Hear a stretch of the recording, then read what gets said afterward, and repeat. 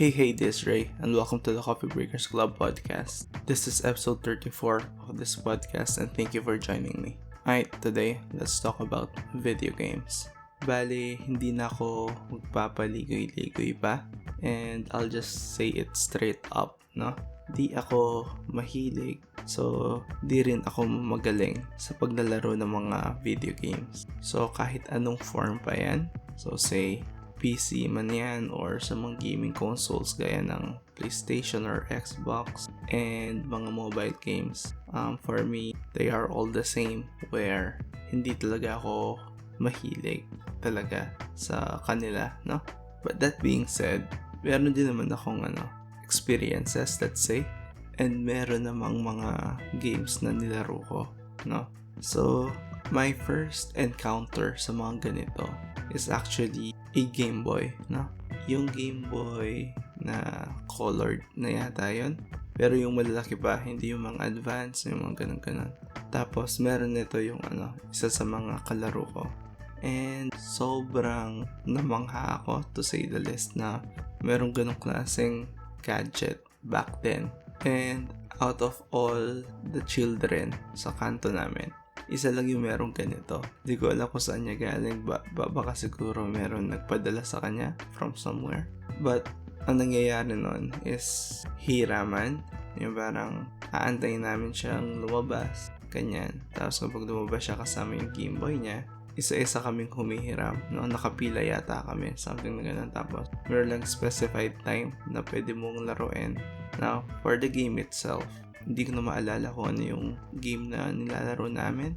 Baka Mega Man, something na gano'n. Pero sobrang maikli yung time ko with that para tumatak sa akin kung ano yung naging experience ko, ganyan.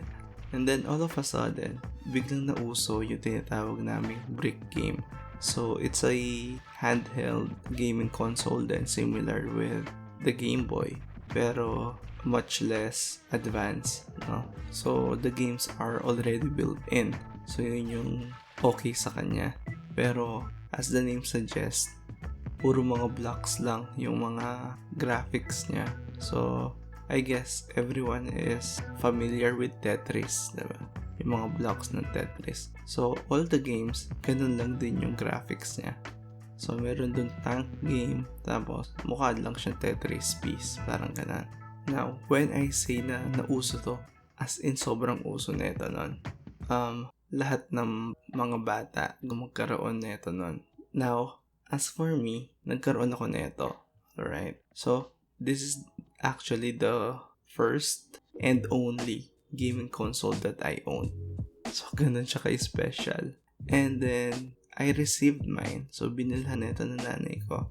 Pero medyo late na, yung parang nagda-die down na yung popularity ng brick game. Kasi nag-start yung mga brick game parang 20 games in one. By the time na nakabili ako, or by the time na nagkaroon ako, is 54 in one na. So naka-invento na sila ng pagkadami-daming iba pang games bago ako nagkaroon, no? Pero yeah, this one is very special to the people na nagkaroon back then, back in the 90s. And then the next thing na nauso nun, lalo na sa baryo namin, is yung tinatawag na mga video. Yung video, ito yung mga arcade na video games. Yung maghuhulog ka ng piso, ganyan. And then makakapaglaro ka. Now, there are two types of video arcade dito sa Pinas. Yung kapag hinulog mo yung piso, meron kang one live. Parang ganyan, diba? Or yung isa pa, pag hulog mo ng piso, meron timer. Yung parang piso 3 minutes ata, something na ganon. So, yun yung mga klase ng mga video game arcade sa amin nun. So, ito yung kinagandahan ng mga video arcades kasi ang dami mong pwedeng laruin. From Mortal Kombat, ganyan, Metal Slug, pati yung mga old school games meron pa rin. Tulad ng Pac-Man, Super Mario, mga ganyan. So, dito kami na-addict din nun. Though, ako kasi, since yung baon ko ata 2 pesos lang. Di naman, siguro, let's say 5 pesos, no? 5 pesos. So, ang hirap mag-ipon, no? Ng pera para pang video arcade lang namin. So, most of the time, maximum of 7 pesos to 10 pesos lang yung meron ako. So, sobrang ikli din ng gaming time ko. Tapos, after ko maubos yun, manonood na lang ako. Ganyan. So, though sobrang usong-uso to nun sa barrio namin, hindi rin ako na masyadong na-addict. All because hindi ako masyadong nakakapaglaro. Parang gano'n. And then around this time din, dito na rin nagkaroon ng mga PS1, yung mga mas mayayaman naming mga kababata. And I think sa circle of friends ko, meron lang isa, or technically dalawa kasi kambal sila, no? Na merong PS1, up to PS2 ata, na meron sila. So, ayun, minsan pupunta kami sa bahay nila para either maglaro or panoorin sila maglaro, no? And then, yung dalawang to, mahilig sila sa mga nakakatakot na bagay, like from movies to the games themselves, no? So, nilalaro nila Resident Evil, ganyan, tsaka yung Fatal Frame, yung tawag doon. Ayun, yun yung mga nilalaro nila. Tapos, ayun, kapag naglalaro, sobrang dalang ko lang maglaro mismo. Most of the time, nanonood lang ako tsaka kumakain ng chichirya, no? Habang nilalaro nila to. And that is the extent na meron akong exposure sa mga PlayStation 1 and 2, no? And then around grade 5, ako, dito na nauso yung Counter-Strike, yung mga games na sa PC na, ganyan. Tapos, medyo online na, tama? So, jumping into the bandwagon, tinry din namin. Now, sa mismong barrio namin, walang computer shops nun. No, walang computer shop. So, we needed to go to the bayan para makapaglaro nito. So, ang ending ganito. Kailangan meron kaming 8 pesos para sa pamasahe. Back and forth kasi 4 pesos papunta. Pauwi is 4 pesos din. So, 8 pesos. Then, back then, I think yung 1 hour is 20 pesos na rin. Kaya lang yung 20 pesos noong early 2000 is different sa 20 pesos ngayon, diba? Sobrang laki ng 20 pesos or, it has more value yung 20 pesos dati. So, kailangan meron kang at least 28 pesos para makapaglaro. Tama? Baon ko noon siguro nasa 15 pesos, 10 pesos or 15 pesos. I don't remember exactly. Pero sobrang tagal bago ako makaipon ng 28 pesos. Siguro 2 weeks. Ganon. Sa 2 weeks na pag-iipon, parang it's just an hour of enjoyment, if you can call it that. No? So, yung iba na medyo mas malaki yung baon or mas mabilis mag-ipon, mas nakakapaglaro sila. So, napag-iwanan ako, if you could imagine, in terms of skills. So, lagi ako namamatay. Naalala ko merong doon parang D-Dust or something. Ewan ko map ba yun, yung D-Dust. Yeah, something na gano'n. Yun nilalaro namin. So, this continued until grade 6. Pero yun nga, sobrang dalang lang ako makasama para maglaro. So, again, dito siguro nag-i-start yung yung hindi ko pagkahilig talaga. I didn't have the means to play them regularly. But come high school, eto, yung NBA Live, kung familiar kayo. Pero come high school, dito na rin nauso yung mga iba't ibang PC games pa. Like Ragnarok, diba? Gunbound, Freestyle, yung mga ganyan. Now, I really like the idea na Ragnarok. Yung mga characters, yung character design, yung world building, I really liked it, no?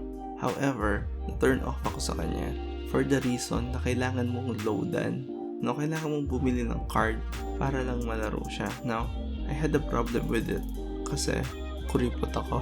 Kasi the idea of you paying the computer shop to use their PC, tapos kailangan mo pang loadan yung Ragnarok chuchu mo, yung Ragnarok account mo para malaro mismo yung game. So parang doble yung gastos.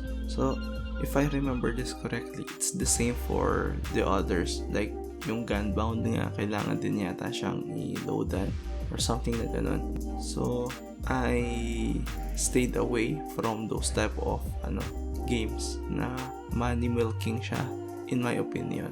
Sabi nila sulit naman yung mga nag-games nun. So this is around my first year high school. Me, di ako na-convince. So, ginagawa pa nga sa mga Ragnarok cards nun. Ginagawang mga keychains, ganyan, paramihan, and whatnot. So, yung nilalaro ko ng high school is yung NBA Live. Kung naaalala nyo pa to, or kung alam nyo to. Right now, for the NBA games is yung mga 2K na, diba? About 2K12, 2K12, or 2K2020, mga ganun na, diba? Pero back then, NBA Live yung meron. And ito yung nilalaro ko kapag halimbawa natripan ng mga kasama ko na maglalaro sila ng Ragnarok, kunyari. So, maglalaro din ako pero naka-NBA Live lang ako. And ayun nga, nilalaro ko lang siya kapag napasama ako. Pero I guess ito yung game or games because all throughout my high school ito yung nilalaro ko. Ito yung games na as in na nagustuhan ko, let's say, kung meron man. And then, high school din na uso yung Dota. Now, for Dota, around third year yata kami nung medyo na uso siya. Pero sobrang kalat na niya nung fourth year. Now, for this particular one, I have fond memories of this kasi kapag naglalaro yung mga kaklase ko nung fourth year, sumasama ako just because gusto kong pinapanood silang laruin ito. Tapos, kasali lang ako sa mga trash talkan, ganyan. So, yun yung trabaho ko na mag-trash talk.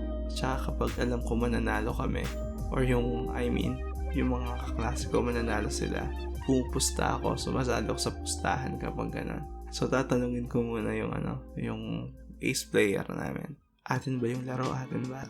Parang ganun. Or, sure ba tayo dito? Kapag sinabing sure, dun lang ako pupusta. Kapag hindi sure, hindi ako pupusta. Diba? Magutak lang. Pero, hindi ko nilaro yung Dota back in high school. But come college, siguro dala na rin ng stress ng pag-aaral. Merong mga games na nilaro ko just to distress, I think, no? Ito yung Plants vs. Zombies at saka Angry Birds. So yes, college ako nung nauso to. So, I think these are the only 2 games na tinapos ko. And surprisingly, I really like them. Especially yung Plants vs. Zombies kasi sobrang creative noong pag-iisip ng mga abilities ng mga plants. So, yeah, I really like it. Kasama na rin yung Angry Birds din. Yung pag-i-strategize kung paano sisirain yung structure ng mga baboy. Gustong gusto ko yun. Parang demolishment job. Ganon. But speaking of birds, nung college siya, meron na usong game yung Flappy Bird. Now, sobrang na-addict din yung mga tao sa game na to kasi the gameplay is really simple. And it's quite addictive for the most parts. Kasi ma-addict ka lang kung magaling ka sa larong to. I believe if you're sucky at it, mapofrustrate ka lang and then i-uninstall mo. So isa ako sa mga yon. For Flappy Bird, alam nyo ba yung top score ko? Kung hula nyo 100 or 100 plus. Syempre hindi, no? Yung high score ko dito is 7. Yes, 7 lang. Diba? Wala akong eye to thumb coordination ata. Kaya I really sucked at this game. So ayun, after a week, in-uninstall ko na. Wala akong future sa Flappy Bird. And then, sa first year ng work life ko, yung mga kasabayan ko pumasok, may hilig sa Dota. Surprise, surprise. Sino bang hindi, diba? So, isa ito sa mga naging bonding mechanism nila or namin. So, wala akong choice kundi laruin ito ng at least 3 times ata. So, during this time, 2 kaming hindi naglalaro ng Dota. So, ibig sabihin, 2 kami noob, no? So, ang ginagawa lagi kaming nasa opposing sides. So, I'm on group 1, tapos siya naman nasa group 2. Parang ganun lagi. Basta lagi kaming hiwalay. Tapos kami yung parang saling pusa lang. Parang yung rules sa amin, bawal kaming patayin. Something lang gano'n. So naglalakad-lakad lang kami doon. Ganyan. Kumakain ng puno. Pumapatay ng mga creeps and whatnot. Pero, yan. Kasi nga, mga bagito lang kami. So, laging pinapagamit sa akin nun. Kasi daw, madali siyang gamitin is yung Clinks. Alam ko Clinks yung pangalan niya. Tapos, basta yung bungo na umaapoy. Umaapoy ba siya? O si Ghost Rider yun. Basta, bungo siya. No? Tapos, long range, kaya daw madaling gamitin according to them. So, syempre naniwala naman ako, yun yung advice. Now, merong nangyari na, di ba nga, hindi kami pwedeng patayin, parang untouchables kami. Pero, merong scenario nun na nakapasok na yata kami sa base nung kalaban. And then ako, nakatambay ako malapit dun sa fountain nung kalaban namin. Just far enough para hindi ako tirahin ng fountain. Tama? Now, anong nangyari? Nung low na sa life yung isa sa mga players nung kalaban namin, I think isa siya sa mga pinakamagaling na naglalaro sa amin. So, pauwi na siya. Now, before siya makapasok sa fountain, tinira ko siya or inulti ko siya, parang ganon. Tapos namatay siya. So, ito yung first official kill ko sa Dota. And then, nakuha ko pa siya sa pinakamagaling or sa mga pinakamagaling na malalaro namin. So, sobrang bad trip niya sa akin, di ba? Tapos, all throughout the game, hinahanap niya ako sa map. Gusto niya akong patayin. Tapos sabi ko, uy, di ba untouchables ako? Ba't mo ako pinapatay? Sobrang nagalit siya sa akin. So, ayun. I think naglaro lang ako noon parang 3 times lang, and then I gave up na rin, no? And then fast forwarding today, ang usong-uso na ngayon yung mga mobile games, no? Especially yung Mobile Legends. And then looking at Mobile Legends, parang Dota siya. Though sabi sa akin mas malapit siya sa League of Legends, pero hindi ko alam yung League of Legends. So parang yun yung tingin ko sa kanya, parang Dota, no? Now, again, I'm not playing ML. Pero, yung interesting sa ML ngayon is sa company namin, is sa mismong team namin, merong parang pa-tournament na ML. So, nagkaroon ng mga groups, and then the round robin, and then ini-stream yung mga laro sa YouTube, no? Now, the ironic thing about this is isa ako sa mga tinatawag nilang gamecaster for this tournament. Now, ironic kasi, una, hindi ako naglalaro. Pangalawa, wala akong alam sa mga heroes, sa mga backstory, sa mga items, and ganun-ganon. Alam ko ng konti yung gameplay, pero I think it's already obvious kung ano yung gameplay, diba? And then, ayun, wala rin akong balak na laruin siya in the near future. So, again, it's very ironic na kasama ako sa mga nag-gamecast sa YouTube ng live streaming of these games, pero wala akong alam. And ayun, I guess yun yung pagbabalik tanaw sa lahat ng mga games na nilaro or mga games na hindi ko nilaro. Being someone na hindi masyadong mahilig sa mga games sa era natin, tama, yung mga sa era ngayon, let's say, is something quite unique in a sense na sample for ML. Almost all the people that I know plays it, which is kinda weird na hindi ako naiengganyo. Now, hindi ako pa unique lang, no? So, I guess there is a reason for it. Yun nga, nung kabataan ko, hindi ako masyadong nahilig just because didn't have the resources to do so. So, I guess nakahanap ako ng ibang avenue, or nakahanap ako ng ibang bagay na maging interested about, na I invest my time and effort sa mga bagay na yun. Either to distress, ganyan, to kill time and whatever. And I guess there's nothing wrong with that. Ayun, let's go to our 3-in-1 questions for this episode. Una, anong favorite video game mo from your childhood? Yung pinaka-nostalgic para sa'yo. Pangalawa, ano ang gaming console na meron ka ngayon? Pangatlo, ano yung number 1 na nilalaro mo today? Either gaming console or sa mobile. Siya naman, the coffee break is over. Catch you in the next one. Cheers!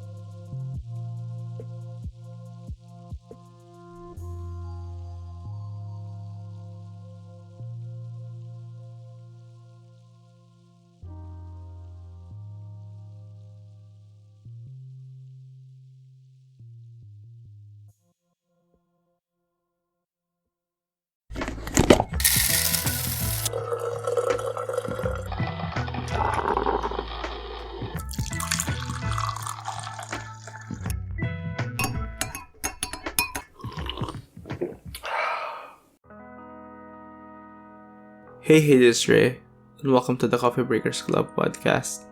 This is episode 35 of this podcast, and thank you for joining me. Today, let's talk about Tinapay. So for this episode, magre-revolve lang lahat ng usapan sa tinapay or bread.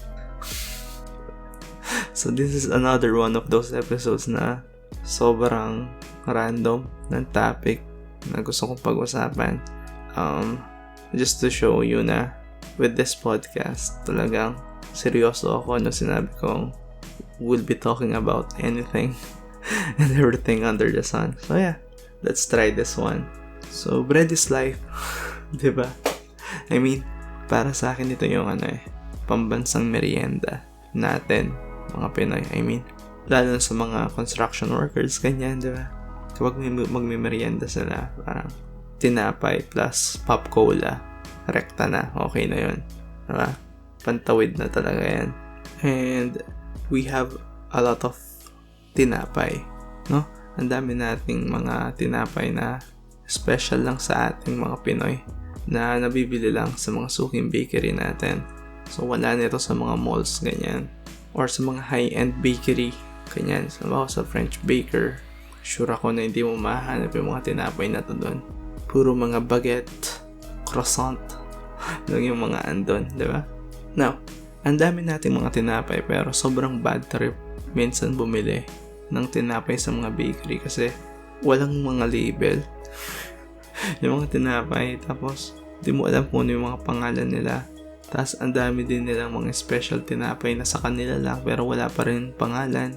Parang kailangan mo lang ituro through the glass cabinet ba yan? Na ito po yung gusto ko. Ito po, pabili na ito. Sabi na gano'n.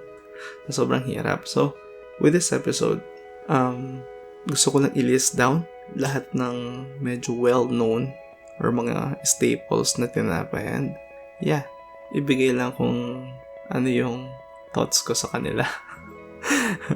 So, unang-una na dito yung pandesal. Diba? Pandesal. So, ito yung pinakasikat nating tinapay, I think, na most bakeries binibenta ng tutuwing umaga. So, with that, pang-almusal talaga itong pandesal. And yung kinagandahan ng pandesal kasi, it's really versatile, no? You can have it plain or as is. You can put palaman, kahit anong palaman man yan na ilagay mo. And pwede mo rin siyang isabay sa mga iba pang pagkain like pancit canton, ganyan, diba? Sa itlog or hotdog, mga ganon. So, pwede mo siyang isabay doon. So, very versatile talaga yung tinapay na to. Pwede mo rin siyang isawsaw sa kape, diba? So, guilty ako dito. Ito yung isa sa mga paborito kong ginagawa sa pandesal, yung isawsaw mo lang siya sa kape. Sarap. Tapos, yung pwede mong ipalaman sa kanya, either sweet or savory, pwede. Sa mga sweet, diba, andyan na yung condensed milk, diba? Sobrang sarap ng pandesal sa condensed milk. Kung di nyo pa natatry, peanut butter, diba? Local man yan or imported, equally good. Kung yayamanin kayo, Nutella, diba? So, yun yung mga sweet options. Sa mga savory naman, syempre, cheese, diba? Eden or cheese whiz, whatever. Yan. Butter, diba? Saka itong liver spread, yung Reno, diba? Yun yung mga choices mo naman sa savory side. So, yun yung sobrang epic sa pandesal. Tapos, nauso na rin din ngayon yung diba? Malunggay pandesal na may added benefits, health benefits na malunggay. So, very epic talaga. So, kung magkakaroon tayo ng pambansang tinapay, tingin ko pandesal na yun. Pwede niyang isagisag yung pagiging versatile ng mga Pinoy. Pilit na pilit, diba? Next one is yung pan de coco. Ito yung tinapay na merong around 8 dots sa gitna. Parang yun ata yung steam escape chuchu, no? Na para mag-release yung steam. Tapos sa loob nito merong minatamis na niyog sa loob. So, tapos medyo para may margarine din ata sa loob minsan.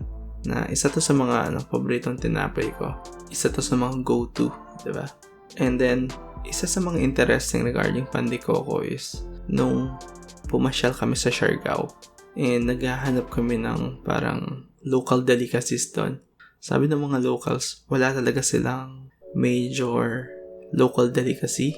Yung pan de coco lang daw talaga. Which made sense kasi ang dami niyog doon, di ba? Parang yun yung number 1 product nila. So, it just made sense na meron silang pan de coco. So, yun. Hinanap namin yung nagtitinda ng pan de coco doon. And then, nag-iisa lang pala siya. Then, yeah. It's really good. Meron namang special taste yung pan de coco nila doon. Pero yeah, pan de coco is a good one. Next one is Spanish bread. No? So, parang ang itsura nito parang elongated na pandesal. Pero sa loob, meron siyang mystery palaman na buttery, sweet, kanyan-kanyan. And then, for the longest time, hindi ko alam kung ano yung palaman na yun. Though, alam natin na merong margarine tsaka sugar doon. Diba? Pero, yung palang yung pinakapalaman niya, yung pinaka-base nung feeling na yun is breadcrumbs pala. Or yung mga tira-tirang tinapay na hindi nabenta. So, instead na itapon, ang ginagawa nilang parang pudding. Parang buttery sweet na pudding. And then, yun yung nilalagay sa loob ng Spanish. Very ingenious. And resourceful. And then, next, one na favorite ko dun is cheese bread. Cheese bread is, ito yung tinapay na parang may mga butlig-butlig sa taas na cheese bits na matamis. Tama? And then, medyo buttery din yung taste. Sa probinsya namin, merong sikat na bake shop na nagtitinda ng sobrang sarap na cheese bread tsaka Spanish bread din. So, dun sila known for their cheese bread and Spanish bread, pero mas sikat yung cheese bread. And then, for their cheese bread, mas mahal sila ng di-hamak sa mga typical bake shop. So, parang yung isa nasa 7 or 8 pesos ata. Tapos, sobrang liit lang. Yung parang pina-flat na munchkin lang yung size niya.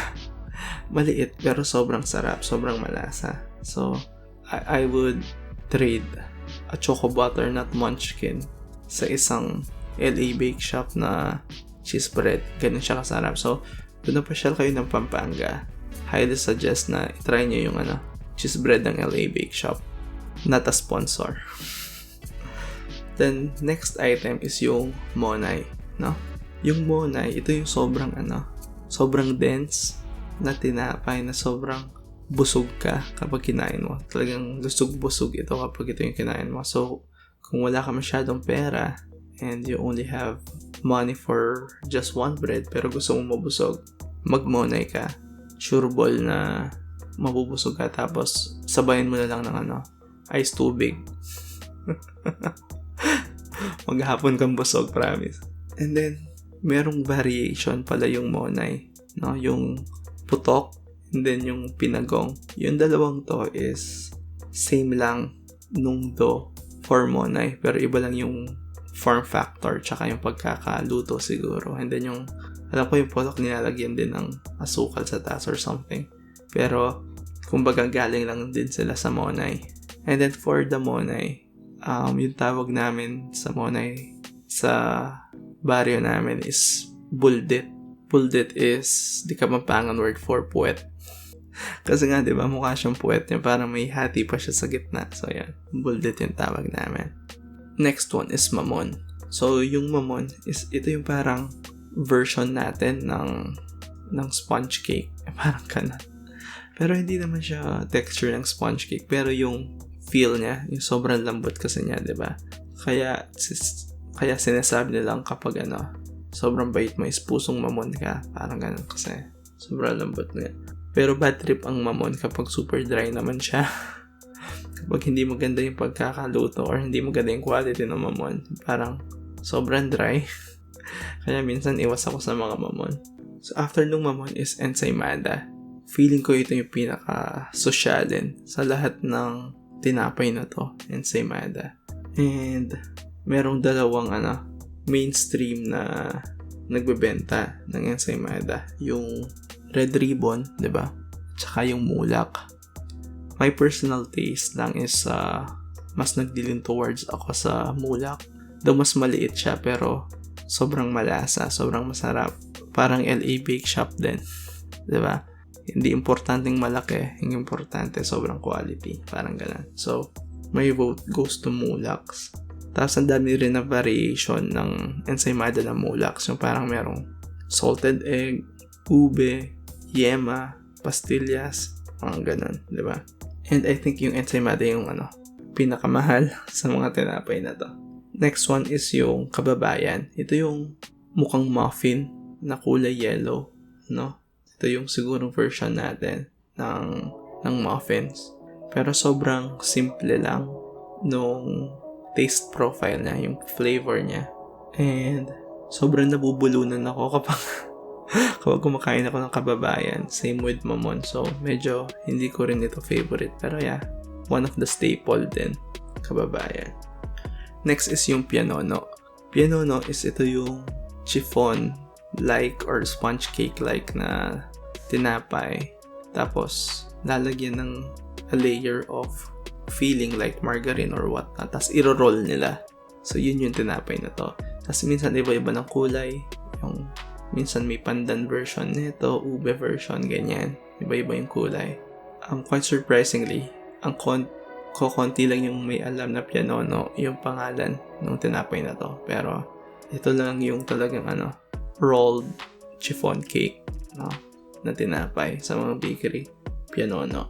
Next one is yung tinatawag nilang kalihim or yung panderegla. Ito yung tinapay na merong kulay red na filling sa loob. Minsan kulay violet pag ube, pero madalas red. So, kaya tinawag siyang panderegla. Hindi ko masyadong trip yung tinapay na to. Parang, hindi ko siya binibili. Personally. And then the last one is yung binangkal. So, ito yung, I think this one is fried, no? Instead of baked. Tapos, meron siyang mga sesame seeds sa labas. If I'm not mistaken. So, okay din yung tinapay na to. It's really dense din tulad ng monay. With the added benefit ng sesame seeds and it being fried. In a way, mas masarap. Parang donut, diba? So, yeah. Binangkal is a good one as well. So, yun yung mga staples. No? Parang in every bakery. Madalas sa hindi, binibenta nila yung mga tinapay na to. Pero, gusto kong idagdag yung mga tinapay from our province na hindi ko nakikita dito sa Metro Manila. Na I think they are good enough to be shared. Una, yung tinatawag namin pusit, no? Yung pusit is yung itsura nito, parang singhaba siya ng Spanish bread, okay? Pero instead of sweet buttery breadcrumb filling is ang nakalagay sa kanya is a chocolate flavored na filling, okay? And then mukha siyang puset kasi parang nilalagyan siya ng mga slices sa top of the tinapay para lumitaw yung kulay na chocolate filling. So parang tinta ng mga puset, diba? Tapos on top of that, nilalagyan din nila ng margarine tsaka asukal sa itaas. So, sobrang sarap. So, parang chocolate, sugar, plus margarine. Yun yung taste profile niya. Next is yung tinatawag namin mochaco. Now, for mochaco, ano lang to? Parang mini donuts na sinliit ng munchkins. Pero yung nasa niya, yung coating niya is powdered sugar tsaka skim milk. Tapos, very liberal yung paglagay ng powdered sugar tsaka skim milk. So, sobrang sulit. Tapos, tig 2 pesos lang to. Back then, di ko lang alam ngayon, baka 3 pesos na. Pero, sobrang sulit. And then, the last one is yung cheese donut. Cheese donut. So, pahaba din to na parang Spanish bread again. Pero this time around, fried ito, syempre. Kasi nga, donut siya. Tapos sa loob, merong Eden cheese sa loob. And then, i-coat siya ng sugar. So, yun yung donut. Isa to sa mga paborito ko. Tapos, most of the time, nilalako ito versus nandun siya sa mga bake shop. Pero, since sobrang okay siya, sinama ko na rin siya sa listahan na to.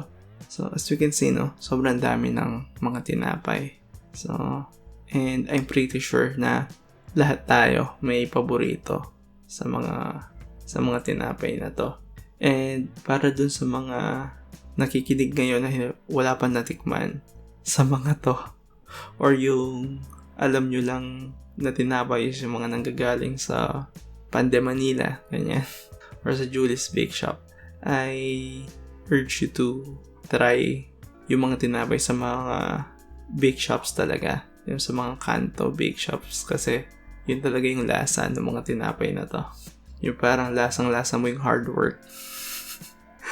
So, ayun lang. Punta tayo sa 3-in-1 questions. Nagutom ako. Una, ano yung pinaka-favorite mong Pinoy bread? Pangalawa, ano yung preferred na palaman mo sa pandesal? Lastly, ano yung mga tinapay na special lang sa lugar nyo? Siya nawa, coffee break is over. Catch you in the next one. Cheers!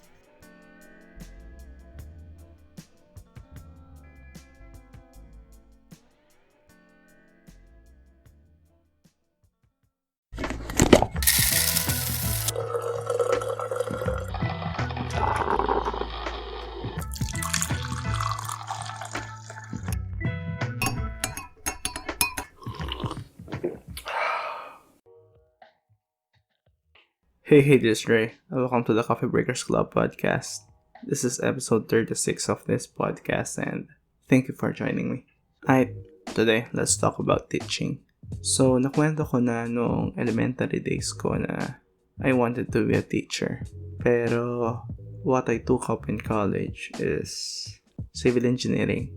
No? And I actually passed the board exam for it. So, yeah. I am a civil engineer now. Nung pumasa kami, the university invited us back para sa isang parang dinner to celebrate na pumasa nga kami sa board exam.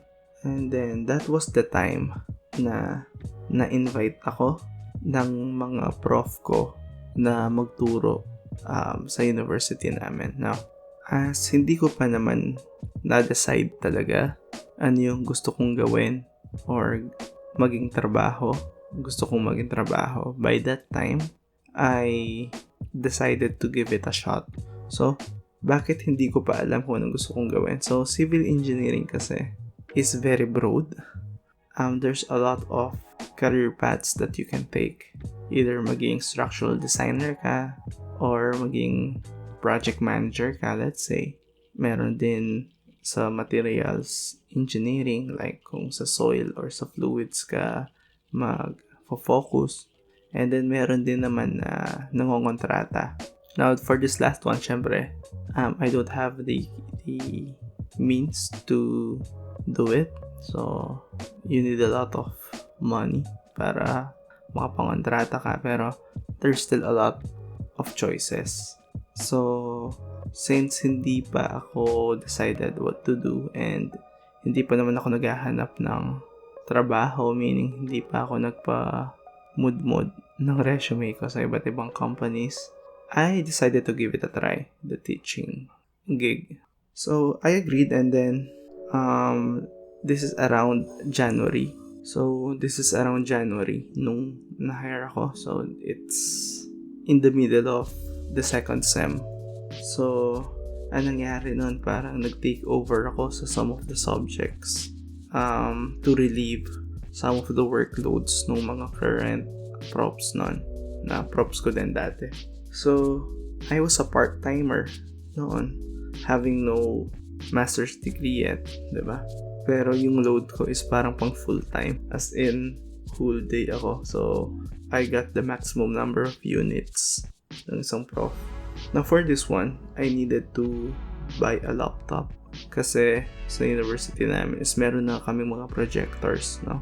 So, you can create your lectures or yung mga quizzes using a PowerPoint presentation. Tama? So, that's what I did. And with that, nag-invest ako sa isang laptop. At first nga, netbook lang yung binibili ko. Yung parang around 18,000 lang. Pero na-sales stock ako, so kumuha na rin ako ng laptop. And then, that's what I did nga. I produced PowerPoints for my lectures and quizzes. Pero, I still use the board if the topic is hard enough, yung parang yung difficulty or yung complexity is mas mataas. Especially dun sa mga problem solving na. So ginagamit ko pa rin yung Blackboard to show the solutions, to solve it while discussing it. Kasi I believe it's better that way. Yung parang mas nagre-retain yung information if you're going to actually show them how to solve it, no? As you go, instead of you just flashing the solution sa screen. That's what I believe, or at least kung ako yung nasa position ng mga estudyante, gusto ko ganon. I-solve mo sa board, sir, para mas mag-gets ko. So that's what I did here. Now, yung mga tinuro ko subjects is under the civil engineering banner, diba? So like theory of structures, mga mechanics, either statics or dynamics yan, strength of materials. Pero hindi lang mga civil engineering students yung mga tinuruan ko. Meron din ako mga sections for architecture, no? Electrical, industrial, mechanical, halos lahat ng klase ng students is naturuan ko for the subjects na under pa rin nung tinatawag namin general engineering na everyone must know, including the architecture students. Sa mga architecture, I think yung tinuro ko sa kanila is theory of structures, steel design ata.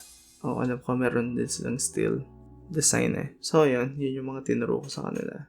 As for the civil engineering students naman, nagturo din ako ng, yun nga, fluid mechanics, soil mechanics, tsaka survey lab, ganyan. Tinuro ko din yan. So, on this very short stint as a prof, no?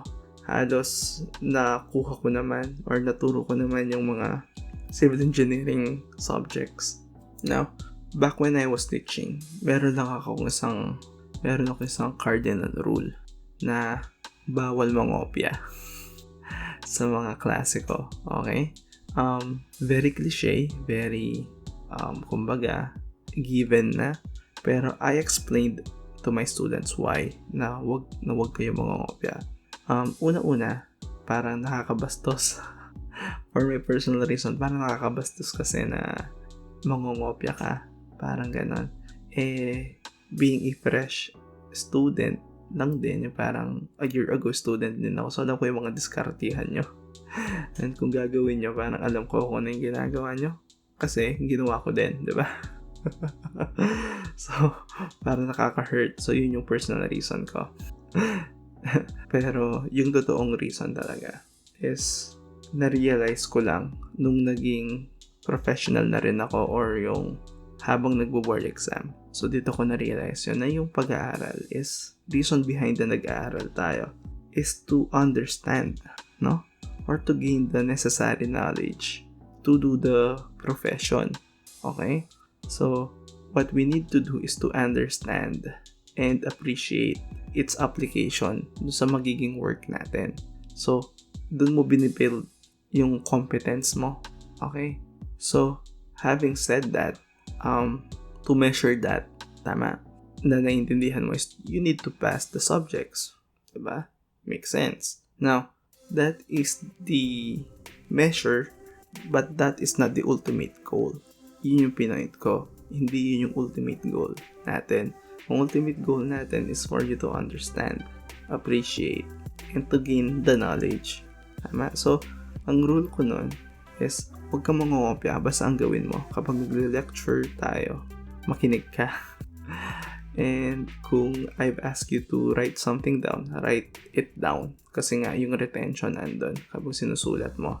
So, I still encourage them to copy the solutions manually and hindi lang sila umasa sa mga presentations ko kasi nga andun yung retention. So, yun yung pinaka-rule ko lang na huwag ka mangongopya and then makinig ka and take down some lectures kasi those are the ways for you to give the effort or to exert the effort in trying to understand the things being taught to you.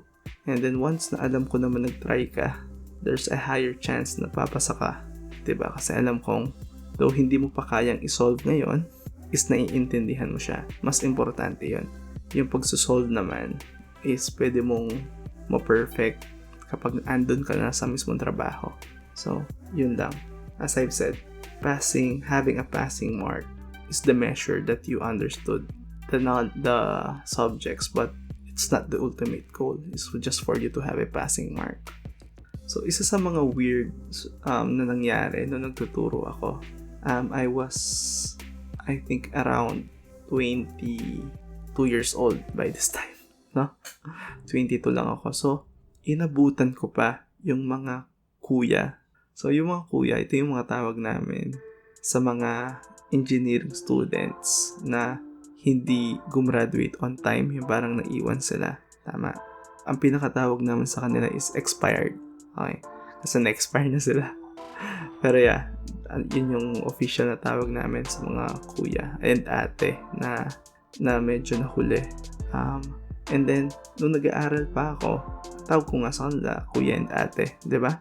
Pero nung bumalik ako sa university para magturo, inabutan ko pa sila. So, from kuya and ate, nung bumalik ako, tawag na nila sa akin, sir. Napaka-weird. Dati tropa lang sila, yung katropa lang. Ngayon, wala silang choice. Hindi tawagin ako sir na medyo sobrang weird, sobrang awkward. Pero masaya pa rin naman. Parang kapag may ibang tao, tawag na sa'yo sir. Pero kapag kayo na lang, balik sa dati. Tawag ko pa rin sa kanila kuya at ate. So, I did this for 1.5 sems. So, that is equivalent to just 9 months. And I decided to resign for the reason na I wanted to experience my profession first. Kasi ang na-realize ko nun is ang lamang ko lang sa mga estudyante ko is pumasa ako ng board exam. Meron lang ako lisensya. Pero in terms of understanding it or fully appreciating it, hindi ko pa talaga nakukuha yun kasi hindi ko pa naman siya na-apply in the real world. So sabi ko parang wala pa akong karapatang magturo. Either na magkaroon ako ng master's degree or ma-experience ko muna siya outside. So yun yung nag-push talaga sa akin. So sabi naman ng mga colleagues ko, meaning yung mga kaparehas kong prof, is I am doing a good job naman. And the feedback from my students, okay din naman. So ayun nga, the experience is rewarding, but I felt like I needed to practice the profession first before actually teaching. So yun, I decided to go. Pero kahit na matagal na akong hindi nagtuturo, diba? And minsan, nakakasalubong ko yung mga naging students ko, tawag pa rin nila sa akin, sir, na sobrang jahe, sobrang bad trip kasi sobrang hirap tanggalin ng sir na to. Kasi kahit halos kasing edad ko lang sila, ganyan, ganun, and professionals na rin sila ngayon, tawag pa rin nila sa akin, sir. I do mind it. Parang mas gusto ko kung hindi na lang, sir, pero I can't do anything about it. As for going back to teaching, meron pa rin naman plano, or I still enjoy the idea of me going back to teach, pero as of right now, not anytime soon siguro. I'm still enjoying the current career path that I have, and the master's degree is out of the window na. Nawalan na ako ng gana in getting one. So yeah, hopefully makapagturo pa rin, pero it's not one of my priorities right now. So ayun yung naging experience ko as a college professor. Kahit sobrang ikli lang, I could say that I really enjoyed those times, and it is very rewarding, and may nakuha naman akong mga lessons, mga skills out of that experience na hanggang ngayon nagagamit ko. So I'm really thankful for that experience, and yeah, I'll treasure those. And with that, let's go to our 3-in-1 questions. Una, may plans ka bang maging prof someday sa kahit anong discipline na pinapractice mo ngayon or profession? Number 2, nagkaroon ka rin ba ng batang prof? Parang mukha mong kaklase mo lang. And the third one, ano yung pinaka-first job mo? Siya naman. Coffee break is over. Catch you in the next one. Cheers.